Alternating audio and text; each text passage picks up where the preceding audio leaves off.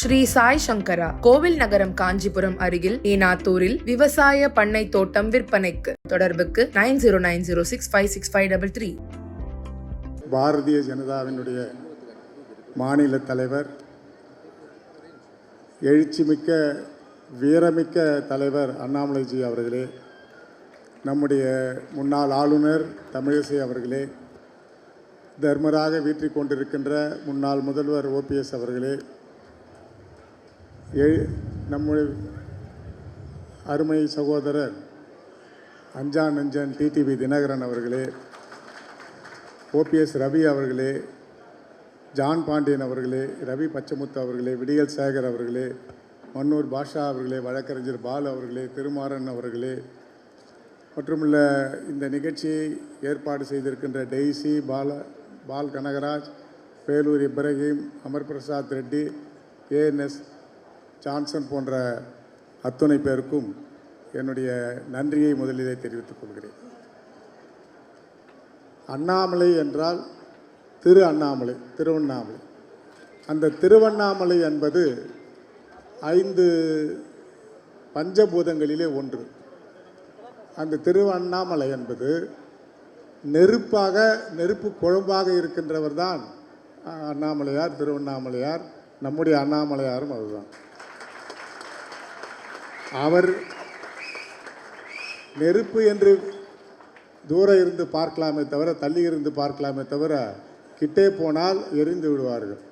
அதுதான் இன்றைய நிலைமை. நம்முடைய எனக்கு முன்னால் அருமை சகோதரர் ஜான் பாண்டியன் அவர்கள் ஒரு கருத்தை சொன்னார்கள். எல்லோரும் ரம்ஜான் வாழ்த்துக்களை சொன்னார்கள்.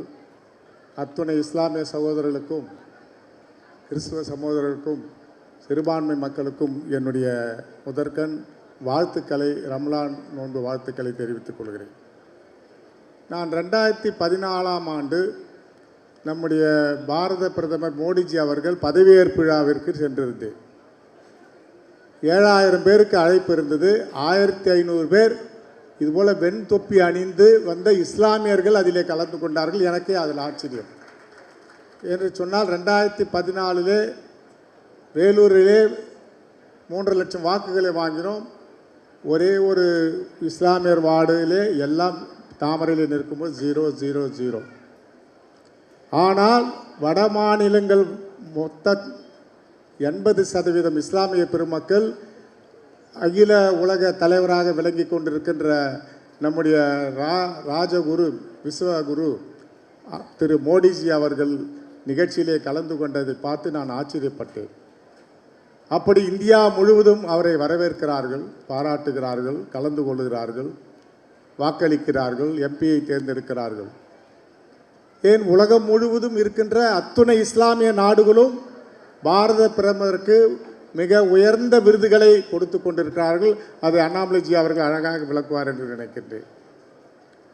அப்படி உலகம் முழுவதும், இந்தியா முழுவதும் இஸ்லாமிய பெருமக்களும் கிறிஸ்துவ பெருமக்களும் திரு மோடிஜி அவர்களை, நம்முடைய தேச தலைவனை ஏற்றுக்கொள்கிறார்கள். தமிழகத்திலே மட்டும் அது குறைவாக இருக்கிறது. ஆனால் ஒன்று மட்டும் நான் பாராட்ட கடமைப்பட்டிருக்கிறேன். பாரதிய ஜனதா தலைமையிலே, திரு மோடிஜி அவருடைய தலைமையிலே, திரு அண்ணாமலைஜி பொறுப்பேற்ற பிறகு இவ்வளவு இஸ்லாமியர்கள் நிர்வாகிகளாக வந்திருக்கிறார்களே, அவர்களை நான் பாராட்ட கடமைப்பட்டிருக்கிறேன், வாழ்த்த கடமைப்பட்டிருக்கிறேன். எதற்கும் துணிந்து தமிழகத்திலே இவ்வளவு பிரச்சனைகள் இருந்தும் நீங்கள் முன்னோடிகளாக நிற்கிறீர்களே, நான் நிச்சயமாக உங்களை பாராட்ட கடமைப்பட்டிருக்கிறேன். மொழிக் கொள்கை பற்றி 2 கருத்துக்கள் கல்வியாளர் என்ற முறையிலே நான் சொல்ல விரும்புகிறேன். மொழிக் கொள்கை என்பது 60 ஆண்டு காலம் நம்முடைய இளைஞர்களை வீணாக்கி இருக்கிறார்கள். நான் கூட மொழி போராட்டத்திலே 10வது வகுப்பிலே இருந்து பள்ளியிலே எல்லோரும் சென்று போஸ்ட் ஆஃபீஸை அடித்து நொறுக்கினோம், கொளுத்தினோம்.